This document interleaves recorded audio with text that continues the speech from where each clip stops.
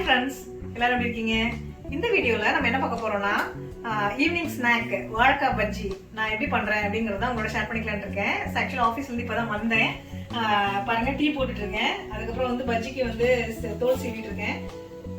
So அதையும் பிக்காக உங்களோட share பண்ணிக்கலாம் அப்படின்னு சொல்லி தான் இந்த வீடியோ எடுக்கிறோம். வாழைக்காய் பஜ்ஜி போடுறதுக்கு வாழைக்காய் வந்து நல்லா காயாக இருக்கணும். நாங்கள் வந்து நியூ இயர் அன்னைக்கு கோவில் போயிருந்தோம்ல, அங்கே தான் வந்து கிடைக்கும், அதெல்லாம் வாங்கிட்டு வந்துருந்தோம். ரொம்ப நாள் ஆச்சு வாழைக்காய் பஜ்ஜி சாப்பிட்டு. அங்கே எங்கள் ஃப்ரெண்டு வீட்டில் வந்து வாழைக்காய் பஜ்ஜி போட்டு கொடுத்தாங்க அன்னைக்கு. ஸோ அப்போ தான் வந்து சாப்பிட்டோம். அதுக்கப்புறம் இன்னைக்கு திரும்ப வந்து சாப்பிட போகிறோம். பேபிகார்ன் பஜ்ஜி போட்டிருப்பேன் வீடியோ. ஸோ அதோட லிங்க்கும் கீழே கொடுக்குறேன். ஸோ அந்த பஜ்ஜி எல்லா பஜ்ஜியும் வந்து ஒரே மாதிரி தான் செய்வோம். இருந்தாலும் வந்துட்டு பேபிகார்ன் வந்து இங்கே நிறைய கிடைக்கும் வாழைக்காயை விட. அதனால அதில் வந்து நாங்கள் பஜ்ஜி போடுவோம். அதுக்கப்புறம் சில்லிஸ், இந்த குடமிளகா இருக்குல்ல, அதில் வந்து பஜ்ஜி போடுவோம்.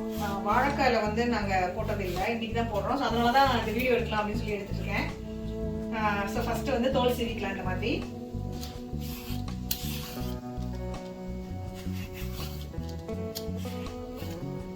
நீங்க பாருங்க, நான் இந்த வாழைக்காயை சீவி வச்சுட்டு அடுத்த வாழைக்காயை சீவுறதுக்குள்ள பாத்தீங்கன்னா இது பிளாக் ஆயிடுச்சு. ஸோ இது பிளாக் ஆயிடுச்சுன்னு சொல்லி நம்ம திரும்ப வந்து சீவனோம்னா நிறைய போயிடும். ஸோ குயிக்கா நம்ம வந்து இதை கட் பண்ணிடலாம்.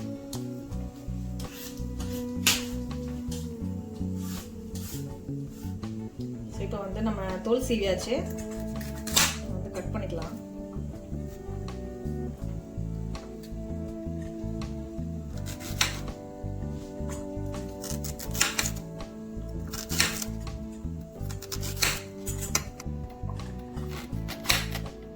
ரொம்ப வந்து தின்னாவும் கட் பண்ணிடக்கூடாது, இந்த அளவுக்கு திக்னஸ் இருந்தா ஓகே. ரொம்ப குட்டி வாழைக்காய், அதனால குட்டியா இருக்கு.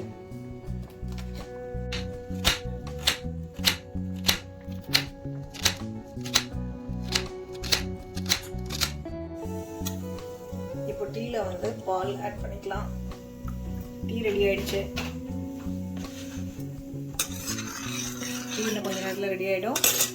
ஸோ இப்போ நம்ம பஜ்ஜிக்கு வந்து மாவு கலக்கிறதுக்குள்ள ஆயில், ஸோ இங்கே வந்து ஆயில் ஊற்றிக்கலாம்.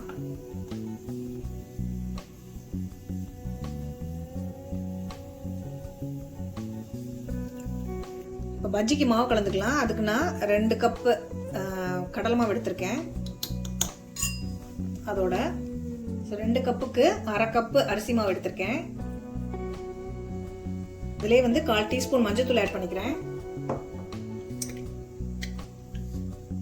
அதுக்கப்புறம் உங்கள் காரத்துக்கு தகுந்த மாதிரி மிளகாத்தூள் ஆட் பண்ணிக்கோங்க.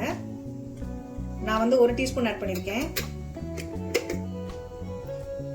கலருக்காக 1/2 teaspoon Kashmiri chilli powder add பண்ணுறேன். அப்புறம் பெருங்காயம் கொஞ்சம் ஆட் பண்ணிக்கலாம்.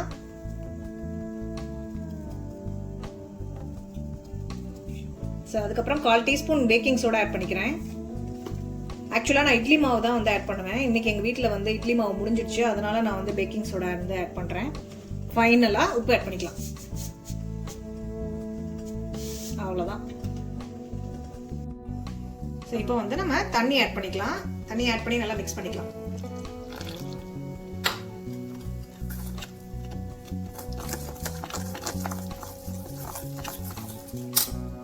கலந்துட்டு பார்க்கலாம். ஸோ இந்த மாதிரி வந்து நம்ம கட்டி இல்லாமல் மாவை கரைச்சிக்கலாம். பாருங்க, என்ன கன்சிஸ்டன்சின்னு பார்த்தீங்கன்னா, நம்ம வந்து இப்போ இந்த ஸ்பூனை வந்து இப்படி உள்ள விடுறோம்ல, அந்த ஸ்பூனில் அந்த மாவு ஒட்டுது பாருங்க, ஸ்பூனில் ஒட்டுது. ஸோ இதுதான் வந்து கன்சிஸ்டன்சி. தண்ணியாகவும் இல்லை, ரொம்ப கெட்டியாகவும் இல்லை, கரெக்டாக இருக்கு. ஸோ இப்போ வாங்க நம்ம பஜ்ஜி போடலாம். ஏன்னா நல்லா காஞ்சிடுச்சு.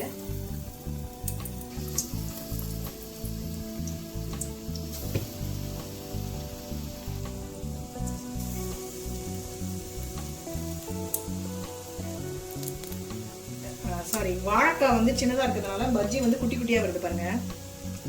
ஏன்னா நல்லா காஞ்சிடுச்சு.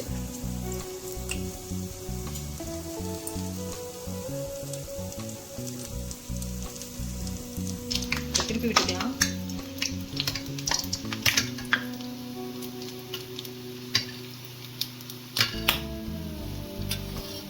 ஃபர்ஸ்ட் போட்டதெல்லாம் பாருங்க, நல்லா செவந்துருச்சு. ஃப்ளேமை மீடியம் ஹீட்டில் வச்சுக்கணும். அப்போ தான் உள்ளே இருக்க வாழைக்காய் நல்லா வேகும். ஃபர்ஸ்ட் போட்ட பஜ்ஜிலாம் எடுத்துடலாம், இல்லைன்னா அது ரொம்ப கருகிடும்.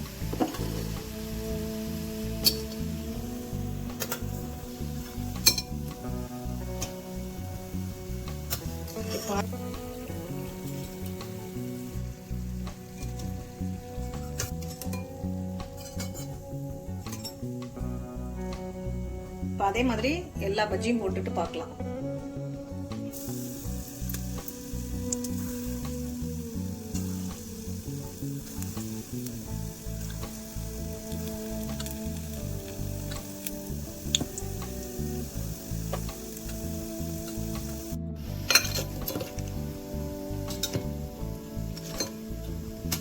வாழைக்காய் வந்து குட்டியா இருந்ததுனால மாவை நல்லா கோட் பண்ணதுனால போண்டா மாதிரி தெரியுது பஜ்ஜி. மாவு நிறைய கோட் பண்ணிட்டேன். இதையும் வந்து சூப்பரா வந்து இது நல்லா கொதிச்சிருச்சு. ஆஃப் பண்ணிட்டு இதை வடிகட்டிக்கலாம்.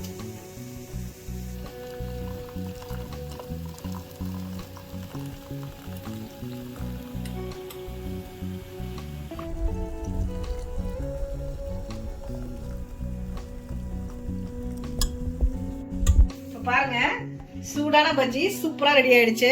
டீயும் வந்து ஆறுறதுக்குள்ள நாங்க போய் சாப்பிட போறோம்.